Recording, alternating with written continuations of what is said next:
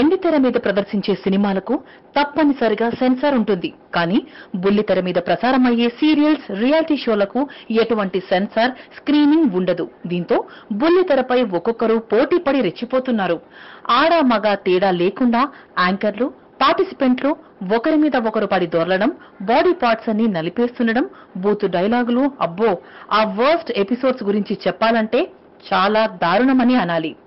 Family మొత్తం కూర్చుని చూడలేని విధంగా స్మాల్ స్క్రీన్ షోలు తయారవుతున్నాయి. ఎపిసోడ్లు మారిపోతున్నాయి. మరి చిన్నారులు ఆ సీన్స్, సీరియల్స్ చూస్తే వారి భవిష్యత్తు ఏమైపోతోందోనని తల్లిదండ్రులు వణికిపోతున్నారు. రియాలిటీ షోలు బూతులు రాజ్యమేలుతుంటే సీరియల్స్ కుట్రలు, కుతంత్రాలు, క్రైమ్ సీన్లతో నిండిపోయాయి.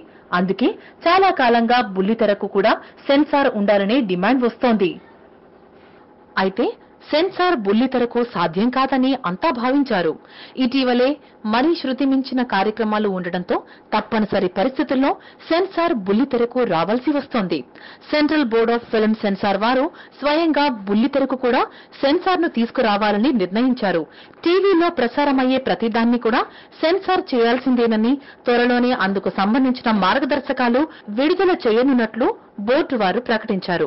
ఆ నిర్ణయం అమలు జరిగితే తెలుగులో జబర్దస్త్, పటాస్ షోలకు కత్తెర్లు పడ్డట్టే. అంతేకాదు ఈ రెండింటి సీరియల్స్ ని ఎందుకనాలి, మిగతా ఏవైతే సీరియల్స్ లో, క్రైమ్ సీరియల్స్ లో వచ్చే సన్నివేశాలు కుటుంబ సమేతంగా చూడదగ్గే సీరియల్స్ లా తయారవుతామని ఆశిద్దాం.